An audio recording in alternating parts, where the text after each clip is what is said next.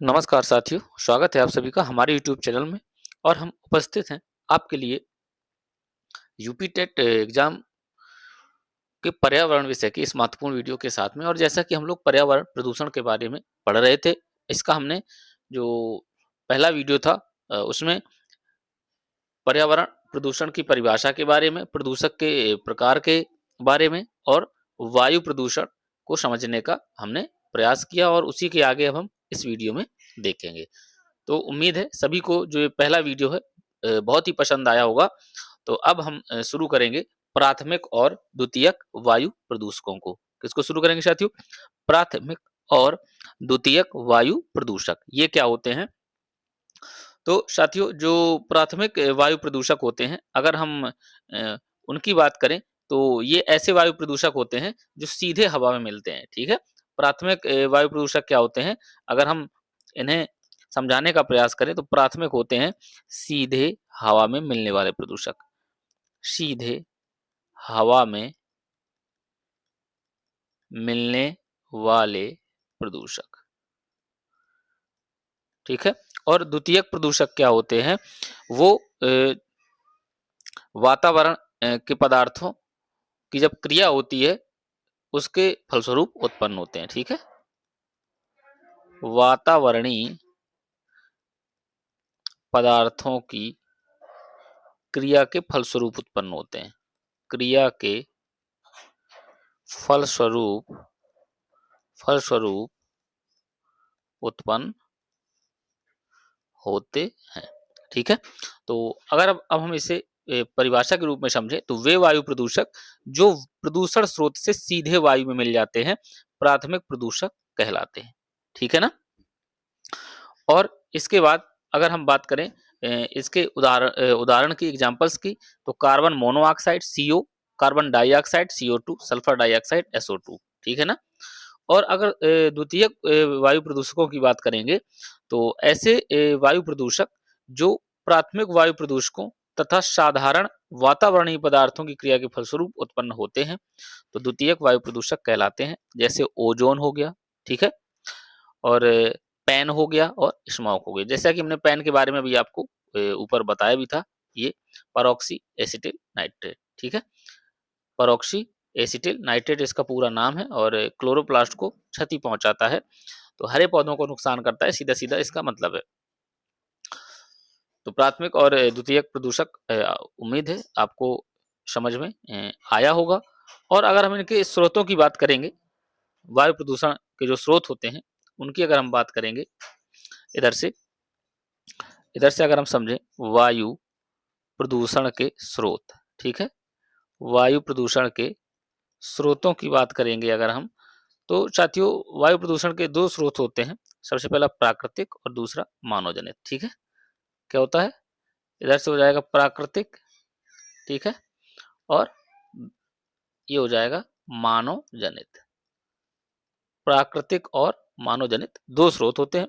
और प्राकृतिक में तो आपको मैंने ऊपर बताए ही थे, फिर से एक बार आपको बता देता हूँ। तो अगर हम प्राकृतिक स्रोतों को समझेंगे तो जैसे ज्वालामुखी हो गया, है ना, ज्वालामुखी हो गया, वनाग्नि हो गई। ठीक है, वनाग्नि के बाद क्या हो जाएगा? पेड़ पौधों की दैहिक क्रियाओं से, है ना, पेड़ पौधों की दैहिक क्रियाओं से, ठीक है, पेड़ पौधों की दैहिक क्रियाओं से, है ना, जैविक पदार्थों के सड़ने गलने से, जैविक पदार्थों के सड़ने गलने से, जैविक पदार्थों के सड़ने गलने से। तो ये हो जाते हैं प्राकृतिक स्रोत। और भी होते हैं। अगर हम मानव जनित स्रोत की बात करेंगे तो मानव जनित स्रोतों में कौन कौन से हो जाएंगे? सबसे पहले गैसें व धूम्र हो जाएगा। क्या हो जाएगा? गैसें व धुआं। ठीक है, अब गैसें देखिए, गैसें क्या होती हैं? अलग अलग स्रोत होते हैं गैसों के निकलने के। जैसे वाहनों से निकलने वाला धुआं हो गया, उनमें भी गैसें पाई जाती हैं, है ना, फैक्ट्रियों से निकलने वाला धुआं हो गया। फिर इसके बाद जो पदार्थ होते हैं, जिन्हें हम कहते हैं कणिकीय पदार्थ, क्या कहते हैं? कणिकीय पदार्थ, ठीक है। और इसके बाद तीसरा होता है क्या? ऊष्मा। ऊष्मा क्या होती है? जब हम श्वसन क्रिया करते हैं तो शरीर से क्या होता है, ऊष्मा उत्पन्न होकर वायुमंडल में चली जाती है ना? या जब हम ईंधनों का दहन करते हैं तो ऊष्मा कहाँ चली जाती है? वायुमंडल में चली जाती है। तो ये सब मानव जनित स्रोत के अंतर्गत आ जाते हैं, ठीक है ना? किसके अंतर्गत आ जाते हैं साथियों? मानव जनित स्रोत के अंतर्गत आ जाते हैं। तो अब हम आगे देखेंगे प्राथमिक वायु प्रदूषक, ठीक है। तो जो प्राथमिक वायु प्रदूषक थे, इसमें कार्बन मोनोऑक्साइड की बात करेंगे सबसे पहले हम। किसकी बात करेंगे? कार्बन मोनोऑक्साइड की। अगर हम कार्बन मोनोऑक्साइड की बात करें तो इसका फॉर्मूला होता है CO, ठीक है। ये रंगहीन है, अति विषैली गैस है, ठीक है ना। और रक्त में उपस्थित हीमोग्लोबिन से जुड़कर कार्बोक्सी हीमोग्लोबिन बनाती है, जिससे ऑक्सीजन वहन क्षमता घट जाती है, ठीक है ना। तो इसलिए कहा जाता है कि कमरे के अंदर आप आग जलते हुए ना रखें या धुआं ना करें और वहां पर ना लेटें बंद करके कमरे को, क्योंकि क्या होता है, धीरे धीरे कार्बन मोनोऑक्साइड उत्पन्न होती है जो कि हमारे शरीर के हीमोग्लोबिन से मिलती चली जाती है और हमें पता नहीं चलता है, और फिर इसके बाद दम घुटने लगता है और व्यक्ति की मृत्यु तक हो सकती है। फिर इसके बाद अगर बात करेंगे हम कार्बन डाइऑक्साइड की, किसकी बात करेंगे? कार्बन डाइऑक्साइड की। इसका सूत्र क्या होता है? CO2 होता है, ठीक है। CO2, ठीक है। ये कार्बन डाइऑक्साइड, ये कैसी गैस है? रंगहीन एवं गंधहीन गैस है और ये प्रमुख ग्रीन हाउस गैस है। कार्बन डाइऑक्साइड क्या है? प्रमुख ग्रीन हाउस गैस है। इसके बाद सल्फर डाइऑक्साइड की अगर हम बात करेंगे तो इसका सूत्र क्या होता है? SO2 होता है। यह क्या है? तीव्र गंध युक्त तीक्ष्ण विषैली गैस है ना। कारखाने आदि में कोयला या तेल जलाने से निर्माण होता है। ऊन एवं रेशम रेशम के विरंजक के रूप में उपयोग होता है। विरंजक का मतलब रंग उड़ाने के लिए। किसके? इसके ऊन एवं रेशम के विरंजक के रूप में। तो ये चीजें आपको पता होनी चाहिए कि किसका उपयोग कहाँ होता है और क्या इसका प्रभाव होता है। अब आगे हम देखेंगे कार्बन मोनोऑक्साइड को और थोड़ा विस्तार से। तो यह गैस रक्त में उपस्थित हीमोग्लोबिन से जुड़कर कार्बोक्सी हीमोग्लोबिन बनाती है। तो ये आपको याद रखना है, क्या बनाती है? कार्बोक्सी हीमोग्लोबिन बनाती है और यह ऑक्सीजन की तुलना में कई गुना अधिक तेजी से रक्त में घुलती है, ठीक है ना। जिस कारण से होता क्या है, ऑक्सीजन की वहन क्षमता कम हो जाती है और व्यक्ति को सांस लेने में कठिनाई व घुटन महसूस होती है, ठीक है। और जब 50% हीमोग्लोबिन कार्बोक्सी हीमोग्लोबिन में बदल जाता है तब व्यक्ति की मृत्यु हो जाती है, ठीक है ना। तो सिगरेट के धुएं में भी कार्बन मोनोऑक्साइड होता है और HCN में भी, और बेंजीन जैसे हानिकारक रसायन होते हैं, ठीक है ना। किसमें?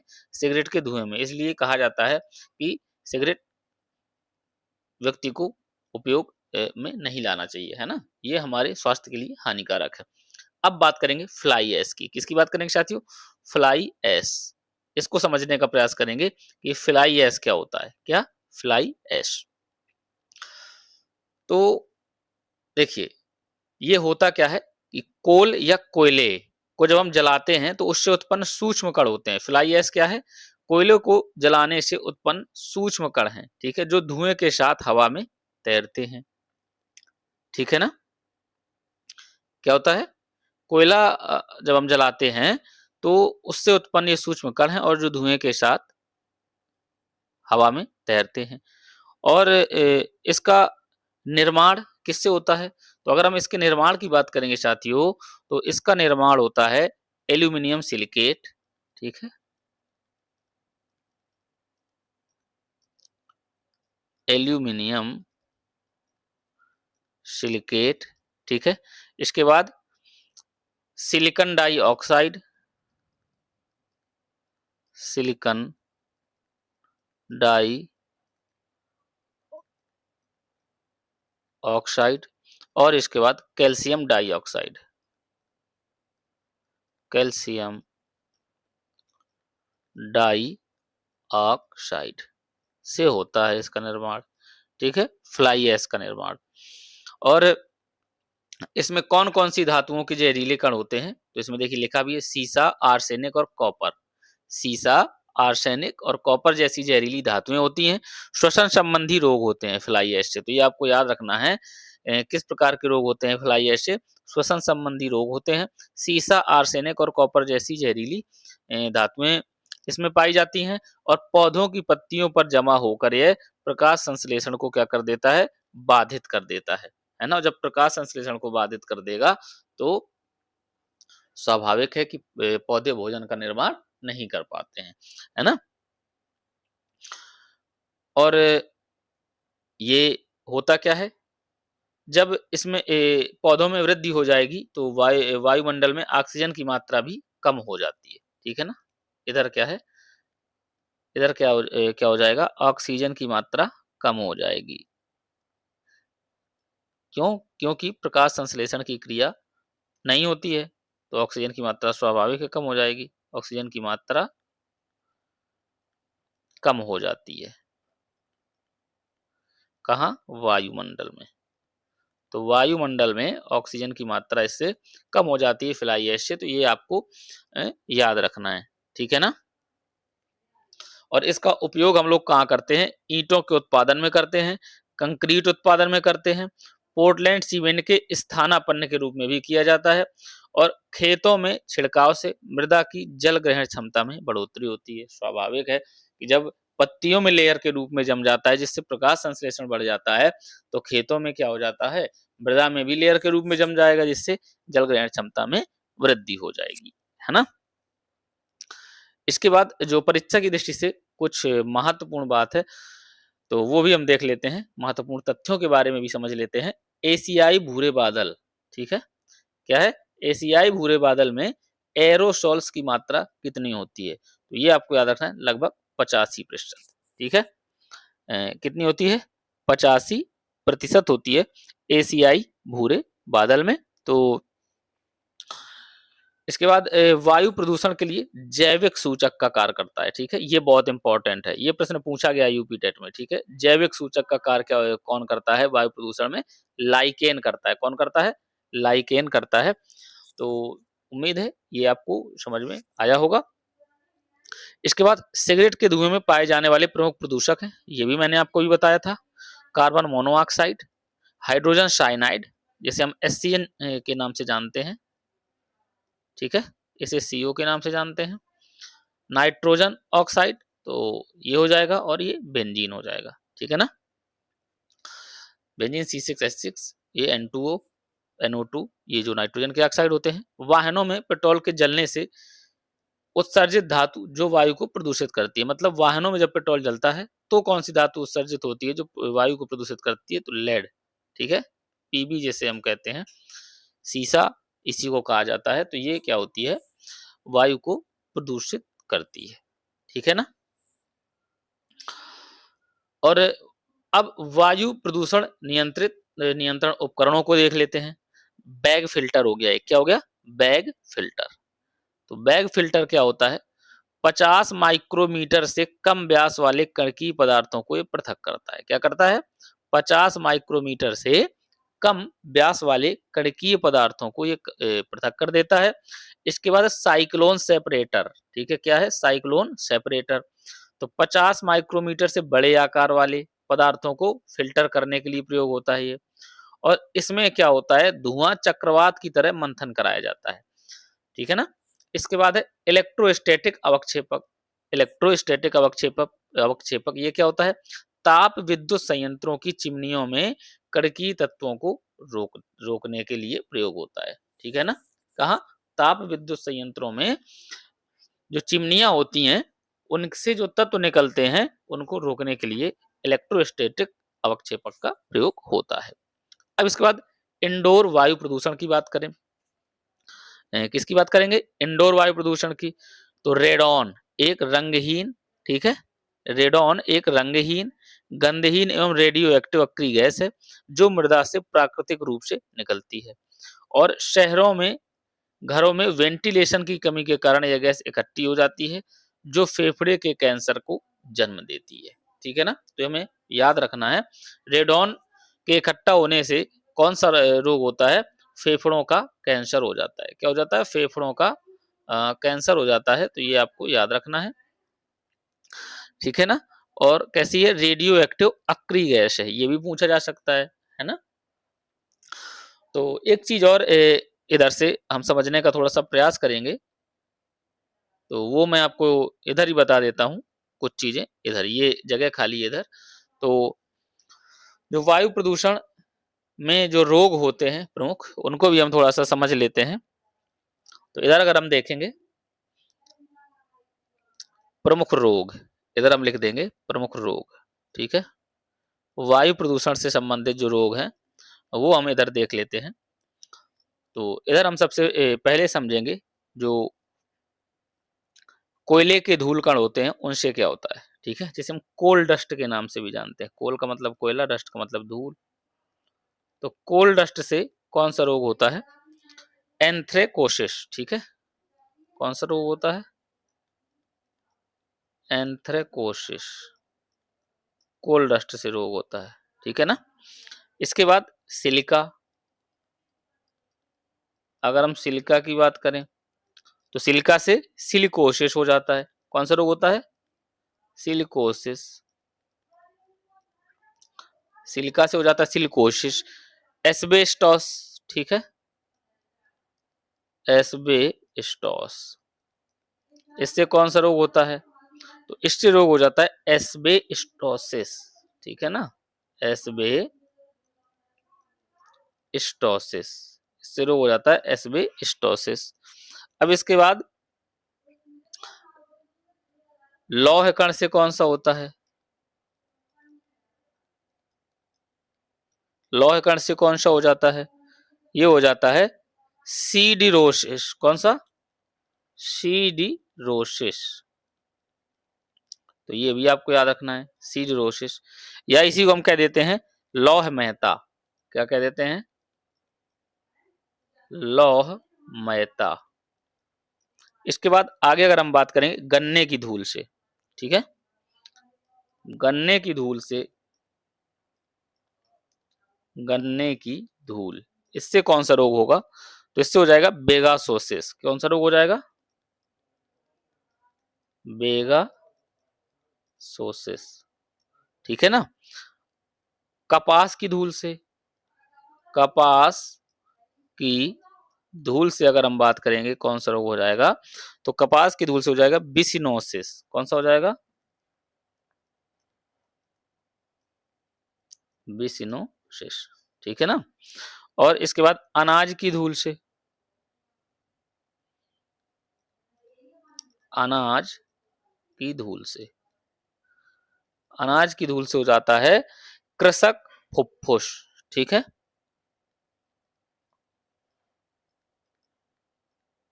कृषक फुफ्फुस। जैसा कि आपने देखा ही होगा, जब हम लोग गेहूं वगैरह डालते हैं या कुछ ऐसा डालते हैं, जब उससे धूल उड़ती है तो हमें हल्की सी खांसी टाइप की आने लगती है ना? और इसके बाद तंबाकू की धूल से,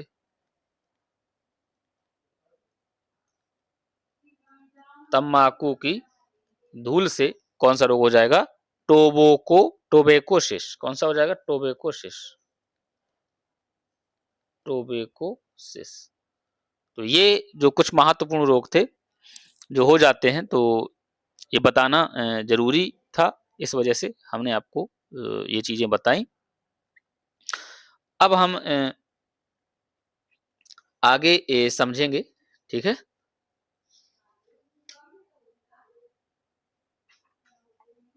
आगे हम देखेंगे साथियों जल प्रदूषण के बारे में। किसके बारे में देखेंगे? जल प्रदूषण के बारे में हम समझने का प्रयास करेंगे। तो जल प्रदूषण देखते हैं आगे। अब हम समझेंगे जल प्रदूषण के बारे में, जिसे हम वाटर पॉल्यूशन के नाम से भी जानते हैं। तो जल में अप्राकृतिक रूप से नाइट्रोजन और फास्फोरस की मात्रा को मात्रा जब बढ़ जाती है तो उसे कहते हैं यूट्रोफिकेशन। क्या कहते हैं? यूट्रोफिकेशन। ठीक है? जब यूट्रोफिकेशन होता है तो इससे जल की गुणवत्ता में कमी आने के साथ ही ऑक्सीजन की मात्रा भी कम हो जाती है। किसमें कम हो जाती है साथियों?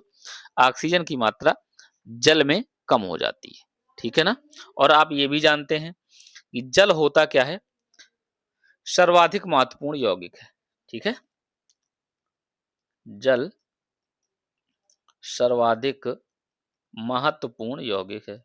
सर्वाधिक महत्वपूर्ण यौगिक है सभी जीवधारियों के लिए, है ना? आपने कहावत भी सुनी होगी, जल ही जीवन है ना? क्यों? क्योंकि यह जीवमंडल के पोषक तत्वों के संचरण तथा चक्रण में सहायता करता है। क्या करता है? यह जीवमंडल में पोषक तत्वों के संचरण तथा चक्रण में सहायता करता है।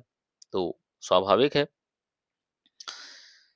तो होता क्या है कि जब यूट्रोफिकेशन हो जाता है साथियों, तो जल की गुणवत्ता में कमी आती है और साथ में ऑक्सीजन की मात्रा भी कम हो जाती है, जिससे जल प्रदूषित हो जाता है। क्या हो जाता है? जल प्रदूषित हो जाता है। और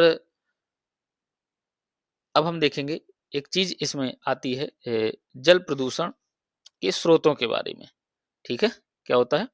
जल प्रदूषण के स्रोतों को अब हम समझने का प्रयास करेंगे। तो जल प्रदूषण के स्रोत इधर देख लेते हैं। ठीक है? इधर इधर देखेंगे हम लोग, क्या जल प्रदूषण के स्रोत, जल प्रदूषण के स्रोत देख लेते हैं इधर। तो जल प्रदूषण के अगर हम स्रोतों को समझने का प्रयास करें, तो सबसे पहले हम बात करेंगे औद्योगिक स्रोत। क्या बात करेंगे? औद्योगिक स्रोत कौन कौन से होंगे? तो औद्योगिक स्रोतों में साथियों हो जाएंगे क्या?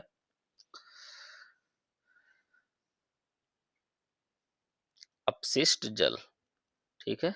अपशिष्ट जल जो नालों के माध्यम से नदियों में पहुंच जाता है ना? इसके बाद विभिन्न प्रकार के रसायन हो जाते हैं, ये भी जल को प्रदूषित कर देते हैं, है ना?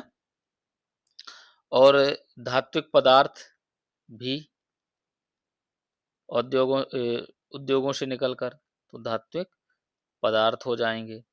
तो ये क्या होते हैं? आदि लिख देंगे इधर, और भी चीजें जो होती हैं वो जल को प्रदूषित कर देती हैं। फिर इसके बाद अगर हम कृषि से संबंधित समझें, तो इधर लिखेंगे कृषि जात प्रदूषक। क्या लिखेंगे? तो इसमें सबसे पहले क्या होता है? इसमें बात करेंगे तो उर्वरक ही होते हैं, क्योंकि किसान उर्वरक का प्रयोग करता है, खेतों में डालता है ना? और जब बारिश होती है तो वही बहकर तालाबों में जाता है, नदियों में जाता है, जिससे क्या होता है? जल प्रदूषित हो जाता है ना? पौधे के अवशिष्ट भाग, पौधे के पौधे के अवशिष्ट भाग, पौधे के अवशिष्ट भाग आदि, ये कृषि से संबंधित हो जाते हैं प्रदूषक, है ना? इसके बाद अगर हम प्राकृतिक प्रदूषक की बात समझें, है ना? अगर हम प्राकृतिक प्रदूषक समझें कौन कौन से होते हैं, तो इधर से हम देख लेंगे एक बार प्राकृतिक प्रदूषक भी।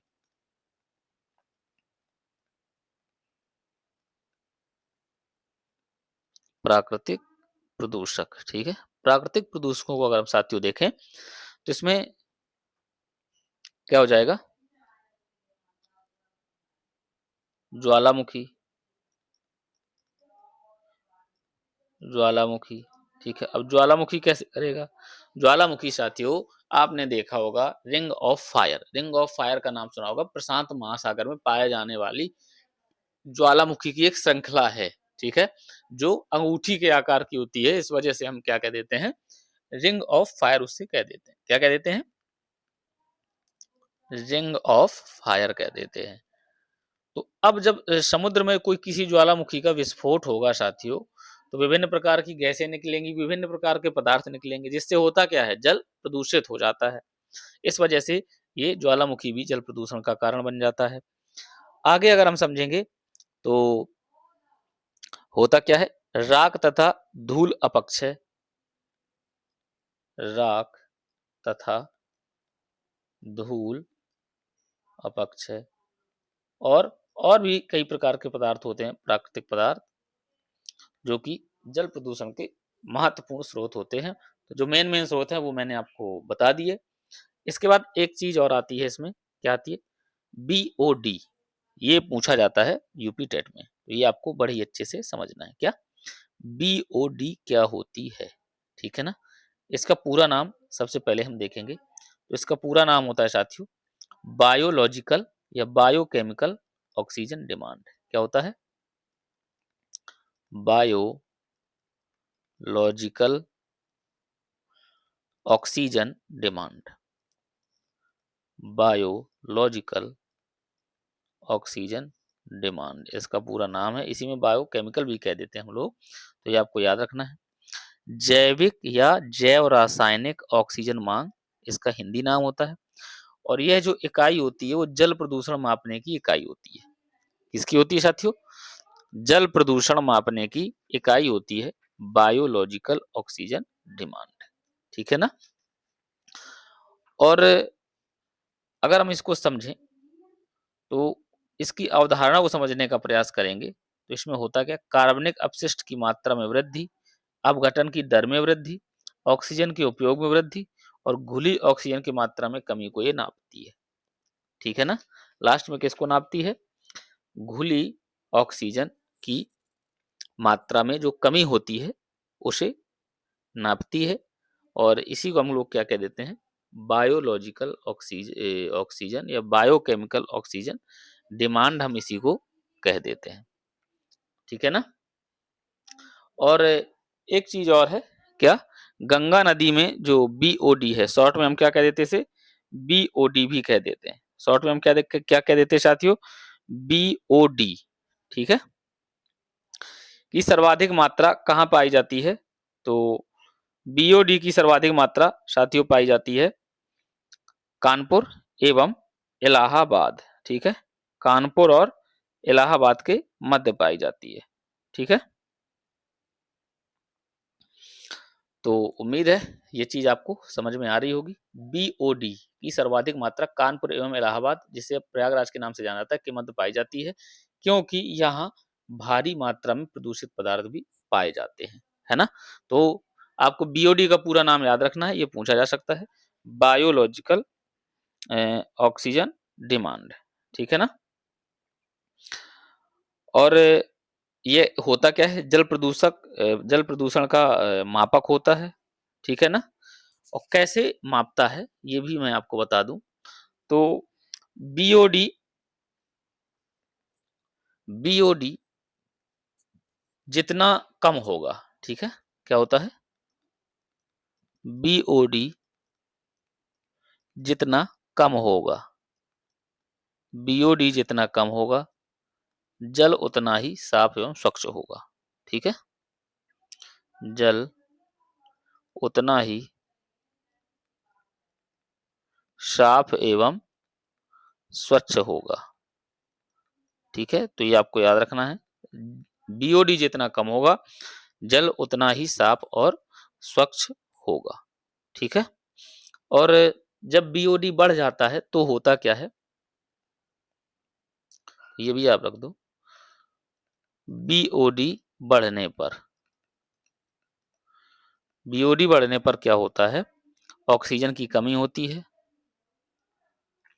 ऑक्सीजन की कमी होगी, और जब ऑक्सीजन की कमी होगी तो जलीय जीवों का दम घुटेगा। तो जलीय जीवों का दम घुटेगा। ठीक है ना? तो उम्मीद है ये चीज आपको समझ में आ गई होगी कि जो बीओडी होता है ये क्या होता है। तो साथियों, आज हमने ये जल प्रदूषण समझा, और इसके आगे का जो टॉपिक है अब हम इसको समझेंगे अगले वीडियो में, क्योंकि वीडियो काफी लंबा हो रहा है और ये बहुत ही इम्पोर्टेंट टॉपिक है, तो हमें एक एक चीज इसके इसकी अच्छे से समझनी है। अगर आपको वीडियो अच्छा लगता है तो वीडियो को साथियों लाइक जरूर करें, जिससे हमें भी आपके लिए इस प्रकार की वीडियो बनाने का मोटिवेशन प्राप्त होता रहे। और हमें अच्छा भी लगता है जब आपके हम लाइक देखते हैं, हमें पता भी चलता है कि लोग कितना पसंद कर रहे हैं वीडियो को। और ज़्यादा से ज़्यादा शेयर करें, और एक विशेष चीज़, चैनल को ज़्यादा से ज़्यादा सब्सक्राइब भी करें। तो मिलते हैं आपसे अगले वीडियो में, तब तक के लिए नमस्कार।